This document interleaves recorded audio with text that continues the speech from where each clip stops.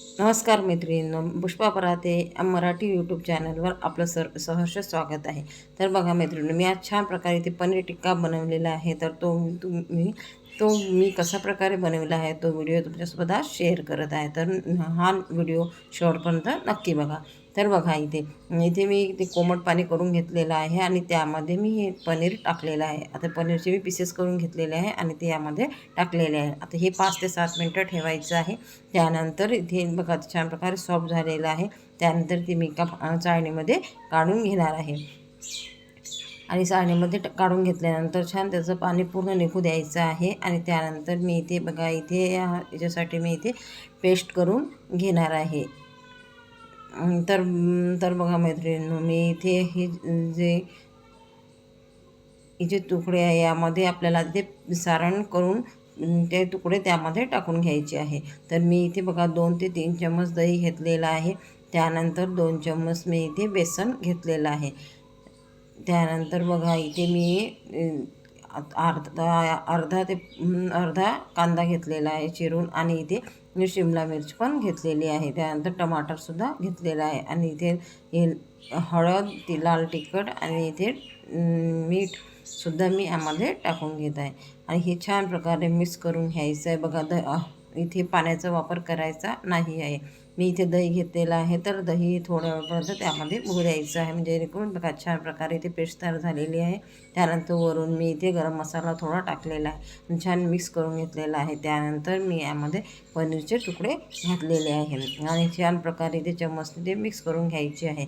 आता हे पनीरचे तुकडे झाल्यानंतर बघा इथे 2 ते 3 मिनटं ते थोडे त्यामध्ये मिक्स करून घ्यायचे आहे. आणि इथे बघा मी इथे तवा ठेवलेला आहे. आता इथे तवा ठेवल्यानंतर यामध्ये थोडं तेल टाकून घ्यायचं आहे आणि जे पीसेस केलेले आहे तर हे यामध्ये एक पीसेस टाकून घ्यायचे आहे.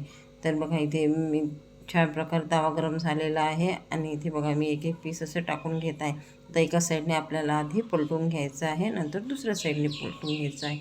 तर बघा मैत्रिणींनो, हा जो पनीर टिक्क्याची रेसिपी आहे ही मी नॅचरल पद्धतीने बनवली आहे, म्हणजे मी इथे कोणत्याच कांदा खोबऱ्याची पेस्टचा यूज करत नाही आहे. तर मी इथे सिम्पली कांदा घेत आहे आणि इथे जे भाजी आहे, शिमला मिरची आहे, टमाटर वगैरे सगळ्याचा यूज करून ही भाजी इथे बनवून घेत आहे.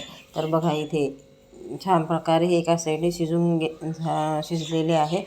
आता त्यानंतर आपल्याला पलटून ते पनीरचे पीसेस दुसऱ्या साईडनी पण शिजू द्यायचे आहे.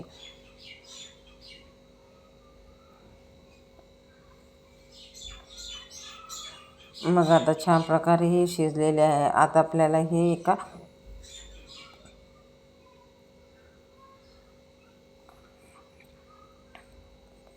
एका भांड्यामध्ये आपल्याला काढून घ्यायचे आहे.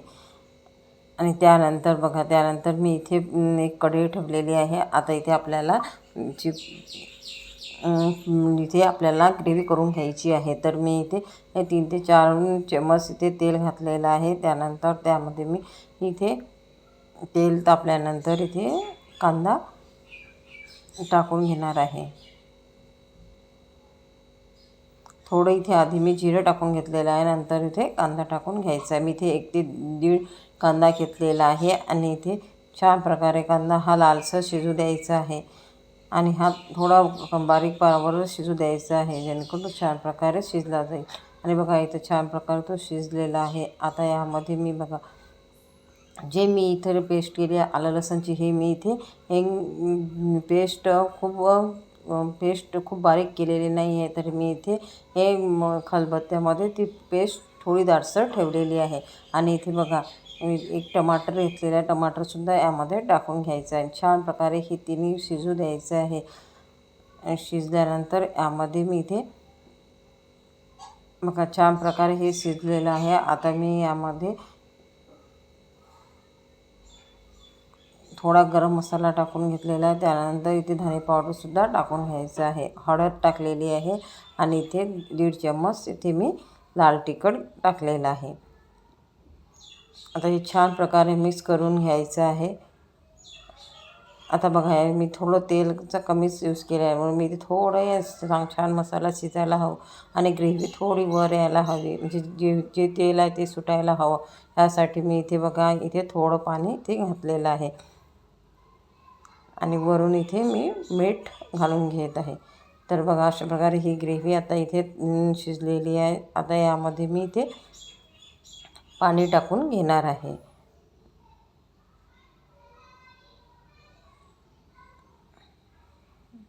तर बघा ते जे ग्रेव्ही आहे त्याला छान कलर आलेला आहे। आता मी ते पाणी टाकून घेतलेलं आहे। आता बघा हे पाणी टाकून घेतल्यानंतर थोडी याला उकळ येऊ द्यायची आहे आणि आपण जे पनीरचे पीसेस केलेले आहे त्यामध्ये घालून घ्यायचे आहे। तर बघा छान रस्याला उकळी आलेली आहे। आता इथे मी जे पनीरचे तुकडे केलेले आहे फ्राय ते टाकून घ्यायचे आहे।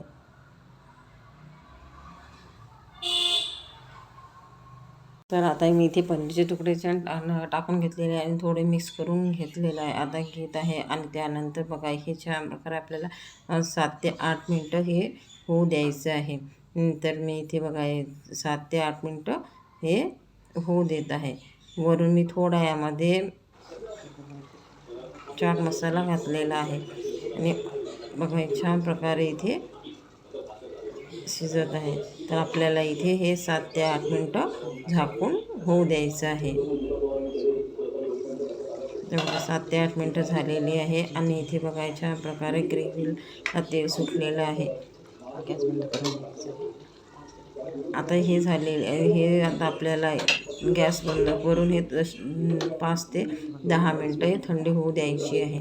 तर बघा हे थंडी झालेले बघा छान प्रकारे तेल सुटलेलं आहे आणि ग्रेव्हीचा कलर पण चेंज झालेला आहे। आता बघा मी एका भांड्यामध्ये हे सर्व भाजी काढून घेत आहे।